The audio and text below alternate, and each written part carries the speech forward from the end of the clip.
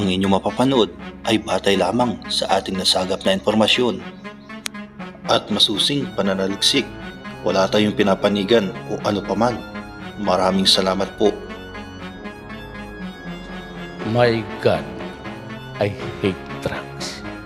Laman ng balita at usap-usapan ang pagkakaaresto ng dating Pangulong si Rodrigo Roa Duterte dahil sa inalabas ng warrant of arrest ng ICC laban sa kanya. Ang ICC or International Crime Court ay isang permanenteng international tribunal na itinatawag upang panagutin ang mga individual sa mga krimen laban sa humanity, war crimes at crimes against humanity. Layunin nito ang pagpapatupad ng hustisya sa pamamagitan ng panagutang legal na independent at pagtulong sa pagtigil ng kawalang katarungan sa buong mundo. Kilala ito sa kanyang papel sa paglalapat ng international law at pagtutulak para sa accountability ng mga nakakasala sa malubhang krimen na ito. Kaya naman, ito ang ipinataw na warrant of arrest laban sa dating Pangulong Rodrigo Duterte.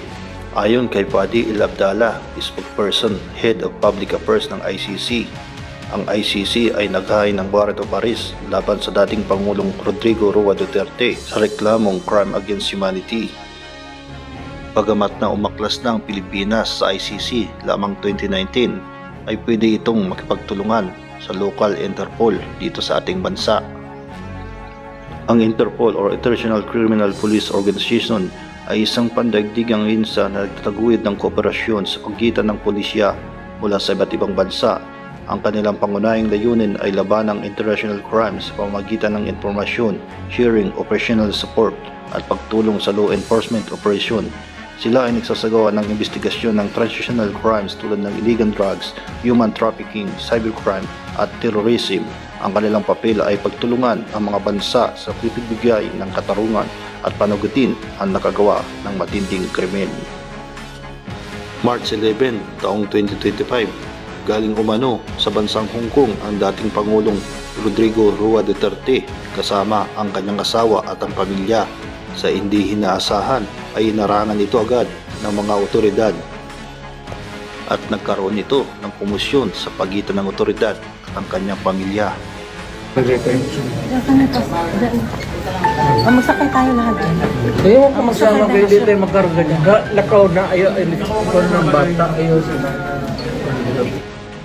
Sa higpit ng mga seguridad, maging si Senador Bongo ay hindi ito pinayagang papasukin ng mga kasundaluhan at nagdala lamang ito ng pagkain sa dating Pangulong Rodrigo Duterte. Pagkatapos basahan ng warrant of arrest ni PNP Chief Torres ay agad tumungo ito sa Villamor Air Base ng Pasay City upang nagtungo sa The Hague, Netherlands para sa pagdinig at pagpaliwanag ng dating Pangulong Rodrigo Duterte laban sa mga binabatong akusasyon. Naniniwala ang anak ni dating Pangulong Rodrigo Duterte na si Kitty na illegal detention daw no warrant of arrest ang ginawa di umano sa kanyang ama. Pagkatapos nitong makasakay sa eroplano ang dating Pangulo, ang tangi lamang pinayagan na makakasama ni dating Pangulong Rodrigo Duterte ang dating Executive Secretary na si Salvador Nadialdi, ang kanyang nurse at maging personal na assistants. At ayon naman kay VP Sara Duterte ay may tuturing itong illegal kidnapping ang ginawa sa kanyang ama. Mga kababayan, anong masasabi ninyo? Magbigay ng komento sa pagkakaaresto ng dating Pangulong Rodrigo Duterte. So yan lamang po ang ating nasagap na impormasyon. Maraming salamat po and God bless you all.